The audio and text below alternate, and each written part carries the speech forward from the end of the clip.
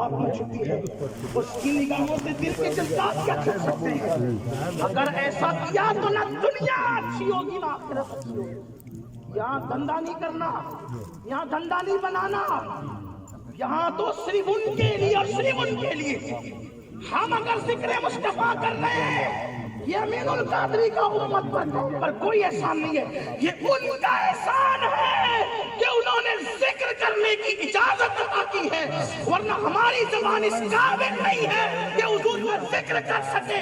1000 بار پشویم دہن کا مشک گلاب ہنوز نام کو گفتن کمال بیعمی، اگر 1000 مرتبہ نہیں، میں اب اس کا ترجمانی اپنے انداز سے کروں گا، کروڑوں مرتبہ اگر مشک اور گلاب سے میں اپنی زبان کو دھل لوں تو میری زبان ایک مرتبہ نام محمد کہنے کے قابل نہیں ہے۔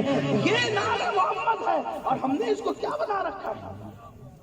کانوں کی محفل میں، مجروں کی محفل میں، ہماری محفل میں کوئی فرق ہی نہیں۔ خدا کے لیے اس کا خیال کریں۔ میں نے پھر کہنا ہے کہ میں نہیں کہنا چاہتا، مجھے دلوں کا خیال ہے، ہاں، ورنہ کوئی یہ نہ کہے یہ صاحب دیکھیے کہ یہ اب یہ بول پڑے، میری باری میں تو کم سے کم آپ نہیں کریں گے۔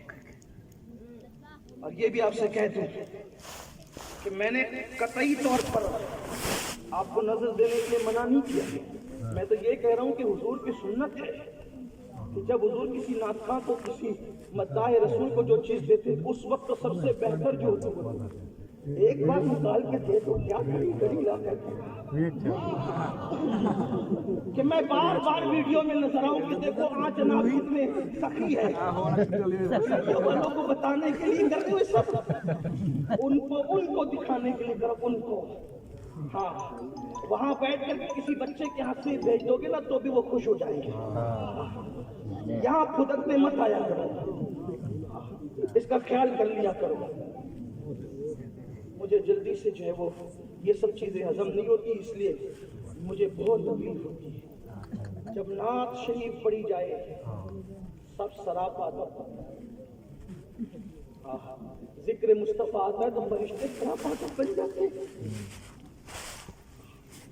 ان کی نعت کو سمجھا کیا ہے؟ اگر مجھ سے کوئی پوچھے کہ سب سے پہلا نعت خواں کون ہے مدحت کے باب میں، تو میں اپنے اللہ کا نام پیش کروں گا کہ وہ سب سے پہلی نعت بیان کرنے والا، اس لیے کہ آغاز سے اخیر تک قرآن نعت مصطفیٰ محبوب کے بیان کا کیسا مقدس۔ اور نعت کیا ہے جانتے ہو؟ نہیں سمجھا نعت۔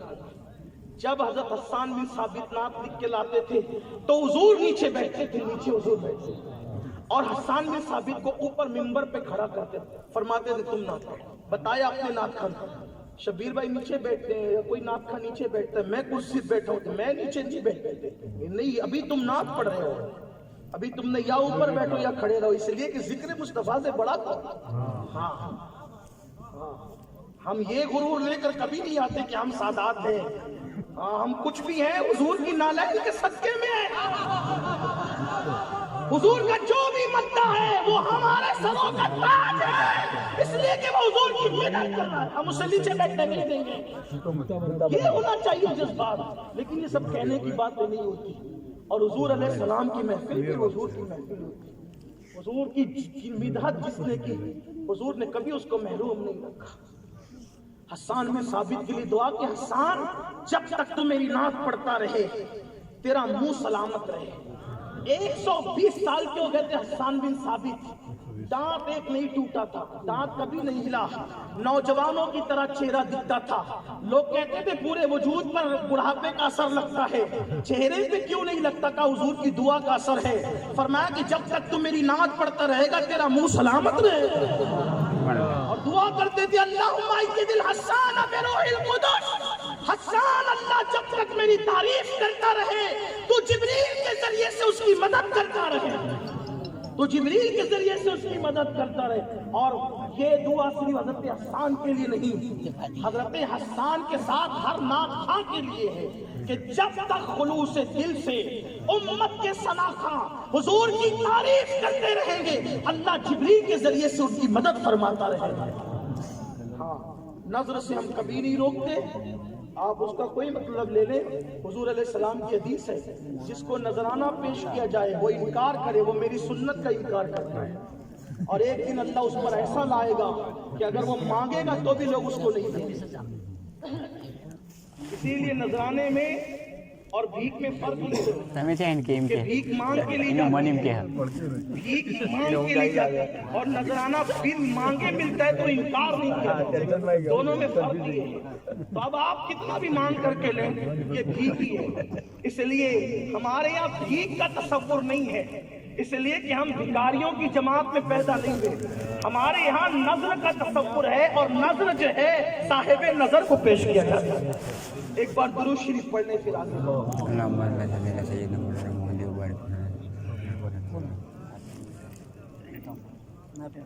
بلند آواز سے درود شریف پڑھنے۔ اللہ رب محمد صلی اللہ علیہ وسلم نحن عباد محمد صلی اللہ علیہ وسلم صلاۃ و سلام علیک یا رسول اللہ۔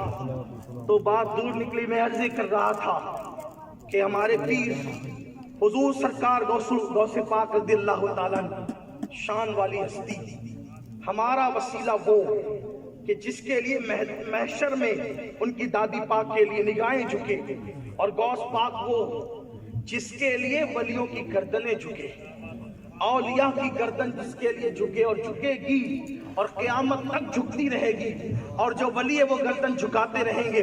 مجھے وقت کا خیال، محفل کا خیال، ماحول کا خیال، صرف میں نے آج آپ کے سامنے دو باتیں پیش کرنا، اور اگر اجازت دیں گے آپ تو تیسری بات پیغام کے طور پہ پیش کر کے گفتگو ختم کرنا ہے۔ آپ سے آج اتنا ہی کہنا ہے، اپنی نسبتیں اپنے بزرگوں سے جوڑو، اپنی نسبتیں اپنے بزرگوں سے مضبوط کرو، جڑ جاؤ غوث اعظم سے، جڑ جاؤ غریب نواز سے، جڑ جاؤ مخدوم سمنا سے، جڑ جاؤ محبوب الہی سے، جڑ جاؤ شاہ برکت اللہ سے۔